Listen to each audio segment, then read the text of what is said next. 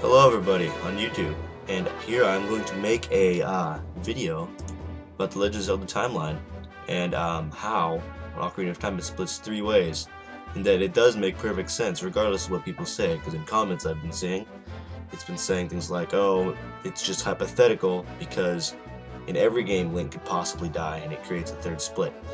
Now I'm going to kind of have like a couple spoilers in here.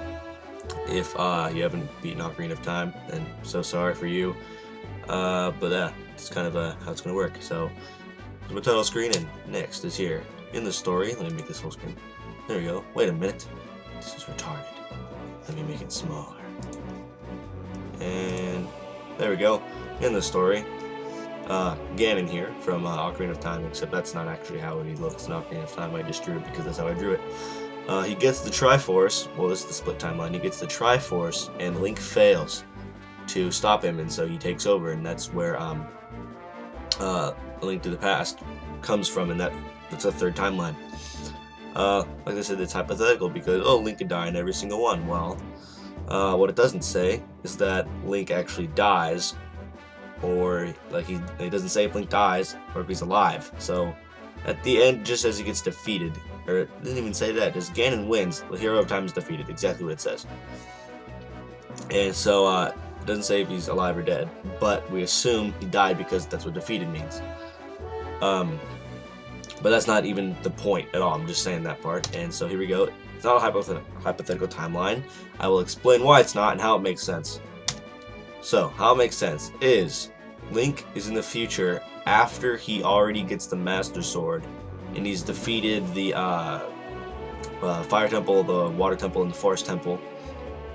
And he needs to get to finish the Shadow Temple, and to do that he has to get the Lens of Truth, so he can, well, the reason he's doing the temples is so he can free the sages and they can help him defeat Ganon. So he needs to get the Lens of Truth. So what he does is, the first time he goes back, because he doesn't need to go back until that point to get the Lens of Truth. So the reason he had trouble is because he didn't have Lens of Truth. That's exactly why he went back. And so now that, well, okay, he gets Lens of Truth by going back in time 7 years. He leaves the future. He puts the Master Sword back, and he leaves the future. He did not have the Lens of Truth. I am being repetitive, but it's for a reason. He left it behind because in the future there was no Lens of Truth. That's because, well, yeah. He didn't have Lens of Truth, so he could not save Impa. And so the Impa is not saved. That's the main thing. Just without the Lens of Truth, in the future he left, Impa is not saved at all. Impa remains. And so here's the main timeline, how it works. The start of the game, over on the left, and so he goes through all the temples, and he needs a Lens of Truth. So right there where it splits is where he goes into the past and gets the Lens of Truth. Now where it continues on straight instead of shooting up is the future he returns to, which is a new future because he has the Lens of Truth now, such as like the windmill, everything he does after the windmill.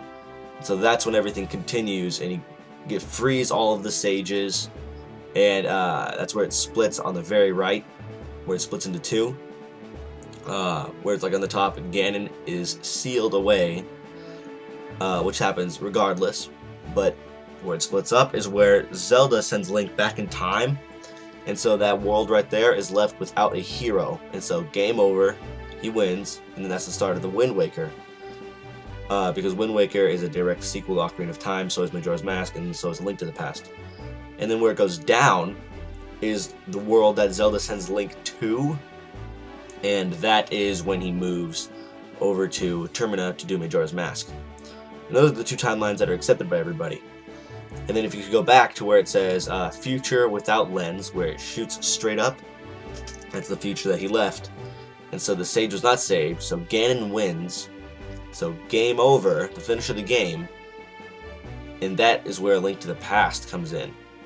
This is why it makes sense.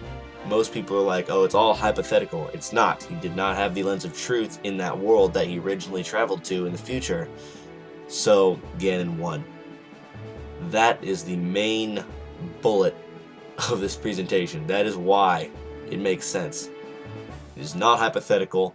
It's a good reason for there to be a third timeline.